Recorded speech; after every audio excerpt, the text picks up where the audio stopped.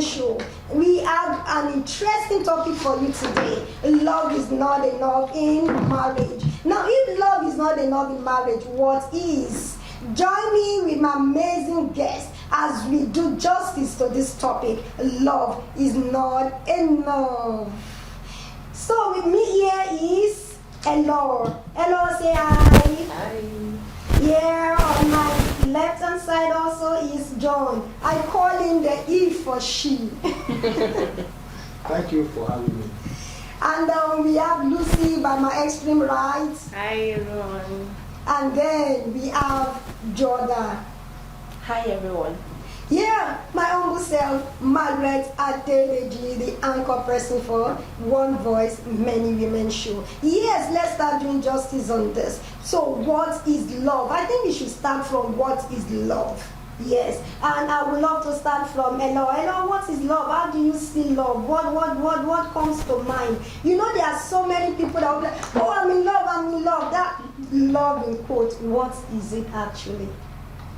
I would say that love is a set of emotions, behaviors, and beliefs that are associated with respect, affection, protectiveness, and warmth that you feel for someone. All right, love is, you know one part I love most where you said that love is a set of behavior, a kind of a process, you understand, a progressive process. All right, can we hear from Jordan? Jordan, what do you think love is? Well, for me, basically, I'll say love is an affection between two parties, a man and a woman. But we have an example in the Bible. God gave us an example by laying down His only begotten Son for us. That's an example of love. So I would say love is laying down your life for another person, prioritizing other above yourself. That is love. But don't forget that you should love yourself first. It is very important for you to love yourself before you can think of loving another person. So that is love. Wow, I love that definition. So Lucy, do you have anything to say about what is love? For me, love is that strong attraction you have for someone. Strong attraction. And emotional attachment Okay. you have towards someone. It's also that unselfish, unbiased feeling of concern. I think that's the word, unselfish. Selfish and unbiased feelings of great concern towards another person. Wow. So, Mr. John?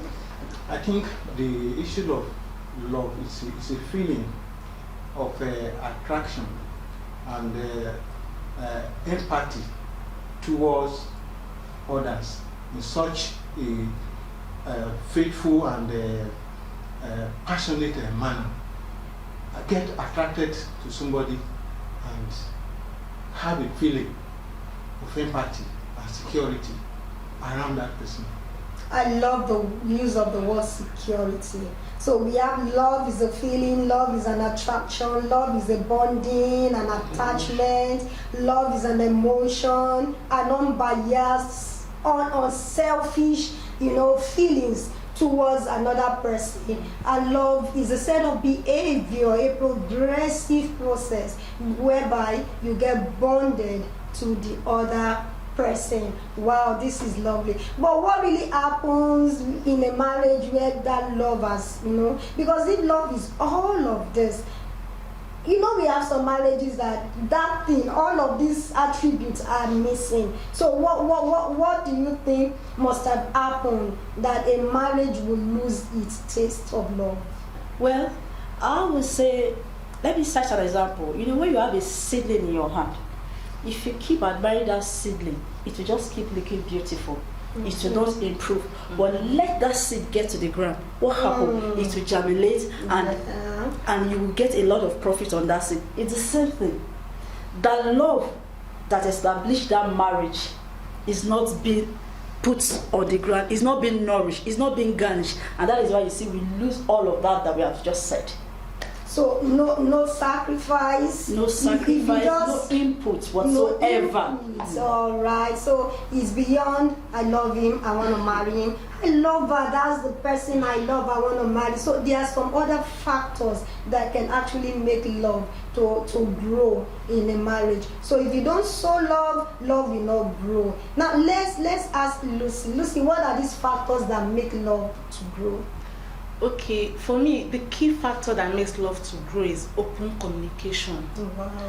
Between two people who says they are lovers, there should be communication. Both must be able to communicate each other's feelings. Both must be able to communicate what is wrong. You know, sometimes one of the issues, something is wrong, you are not able to communicate it to your partner. This is what is going wrong. So that the partner should either make amends or, you know, do better. So when there is no open communication in relationship, it goes down. The love begins to die. So that is one. Another thing is just like she mentioned work.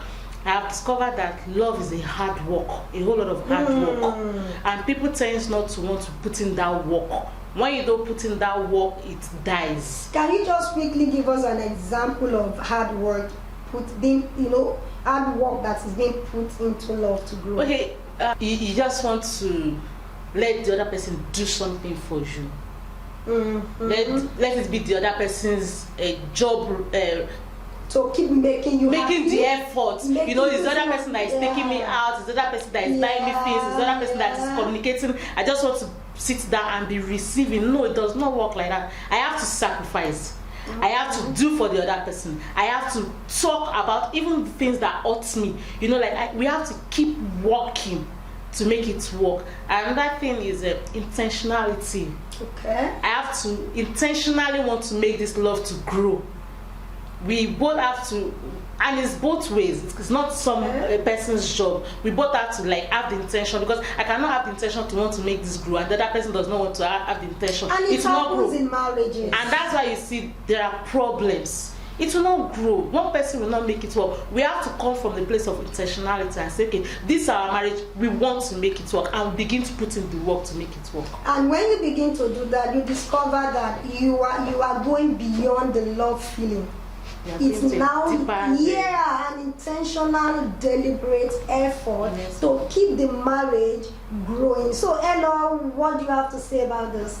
I would like to add, I agree with what they've said. I actually like the part of communication, because there is no marriage without communication, and that is where most marriages begin to die from, when the communication is gone.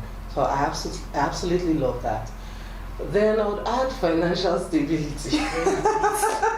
Please, I'm not an evil girl.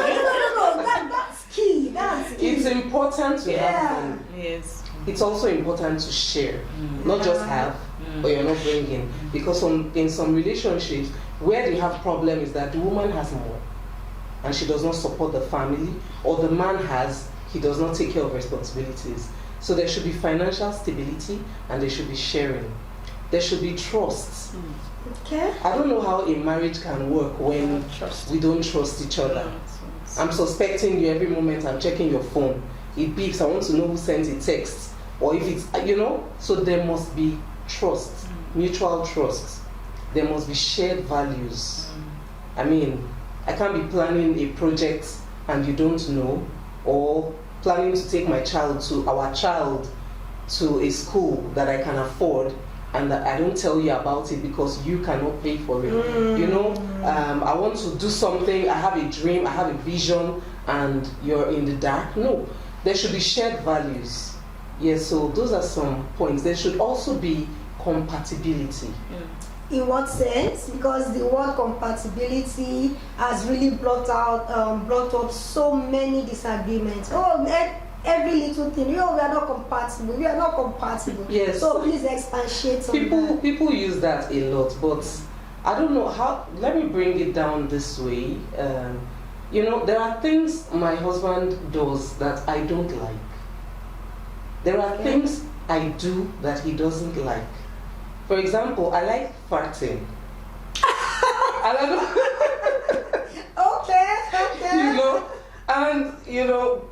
Okay. What you don't hear the sound. It's a silent bomb.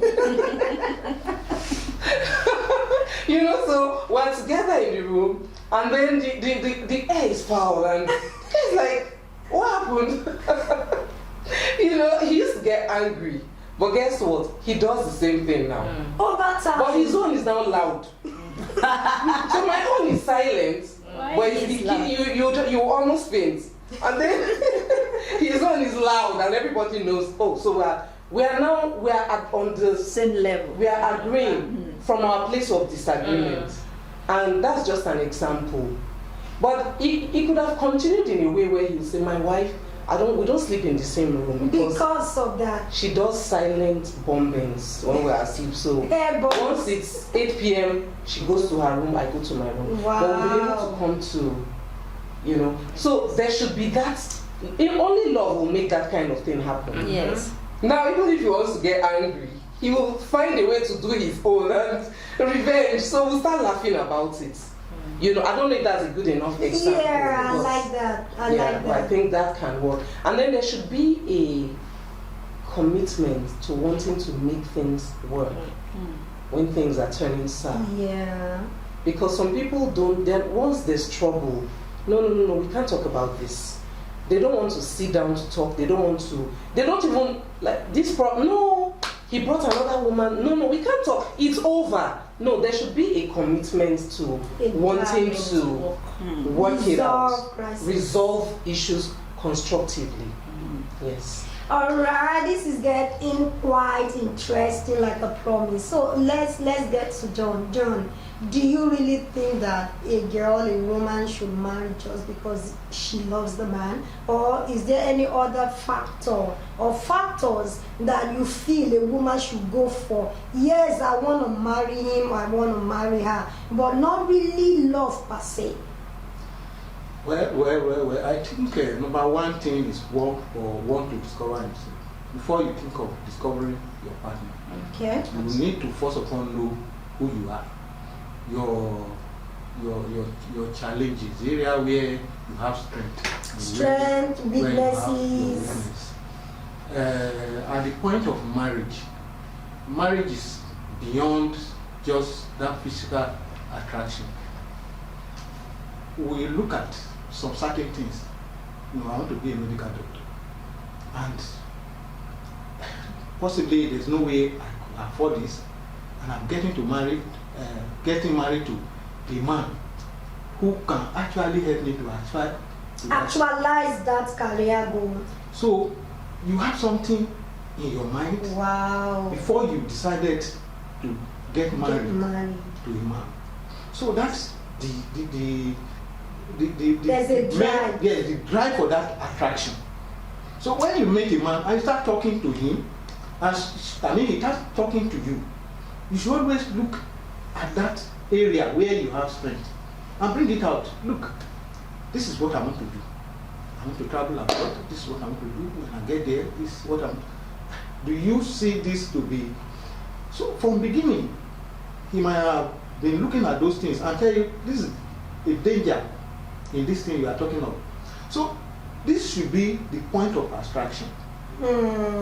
If this drive that love, that this is where we are going, as we achieve along that line, it will strengthen the bonds. And each partner will get to be fulfilled. Exactly. You know, a sense of fulfillment in that relationship. Totally. Sorry for cutting you in, but do you know there's a danger to it?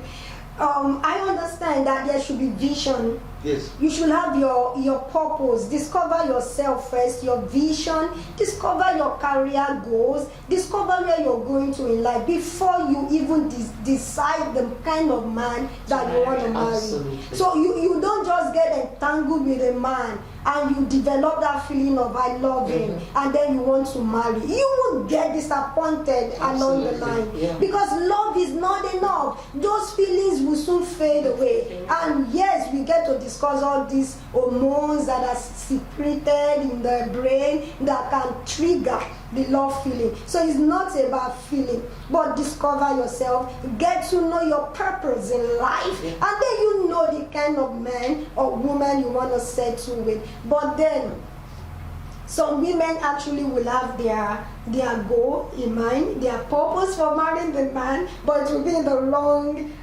It will be for a wrong reason. Yeah. For example, you remember the footballer whose wife decided to divorce him and to get the wealth. And though she was so quick to rush to court, I'm not mentioning name, to rush to court, and then she discovered there that there was no inheritance that had the footballer's name, and she was disappointed. And they have been married for like 3-4 years, you understand? So this woman has this negative, this bad intention. For her, is a good one. So I'm actually buttressing on your fact that you can always have a purpose for marrying, but that purpose should be what? Unbiased, like Lucy said.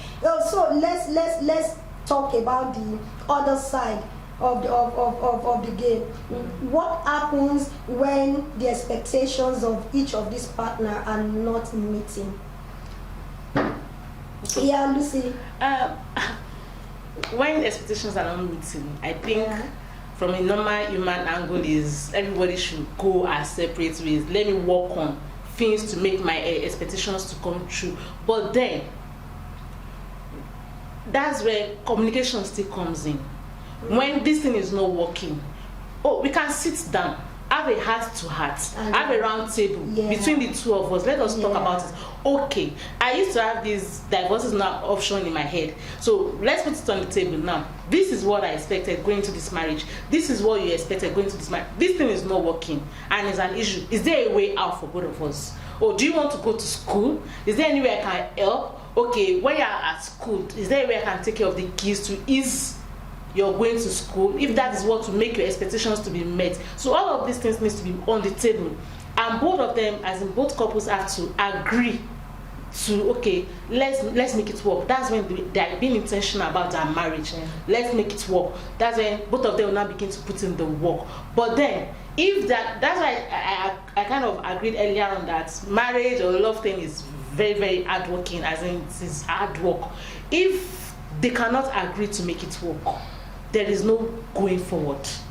All right, talking about expectation, Jordan, at what point should the partners make the expectations known? Immediately you discover that things are not going the way you expected it to. Then, like she has said, there should be a kind of round table discussion, heart-to-heart talk. You know, there's this belief, if I have a kind of misunderstanding with my husband, I don't talk to him in the daytime. I believe during the night, maybe when everywhere is calm, I'll just wake him up peacefully. I believe I will get to talk to his heart. Now it's not going to be kind of face to face, it's going to be kind of heart to heart. So I'll wake him up from sleep. And for me to wake him up from you will know that issue is very, very important. We talk to us, say this is it, this is it. Remember, from the beginning, it was not so. This is not what we agree. But did you think this is going array? What do you think we should do? If I have called him once, I've called him twice, I've called him thrice, and there's no any changes, I think if it's not working, I don't think there's a need for us to go forward. Because you need to be mindful of your social well-being, your mental health, and all of that must be put in place. So if it's not working, there's no point you killing yourself. And that is why I say it's very, very important, even before you go into marriage, make sure you have something to do. The world is so advanced that you said, more than olden days that you said, at least the man is rich, he can take care of me. No, it's more than that. Now you need to be doing something as a woman, so that when things go wrong, you have something to fall back to. Not that you will now be totally disappointed. So I would just say, if you have talked to him, you have tried your best, you have put in your input, and it's still not working, I think it's best you just let it be. Yeah, what about inviting a third party at that point? Because there's this popular saying nowadays that you don't get married to a man that does not have someone who can talk to him. So at that point, you bring in your husband's mentor, you bring in your husband's bestie, and then you begin to talk again. But I even believe that you shouldn't even allow things to go that far before you be here. Because if you are used to communicating, like Jordan said, you discover that it will become a part of the man. She just said over time the husband began to also release his own bullet. Oh yeah. So these things will help.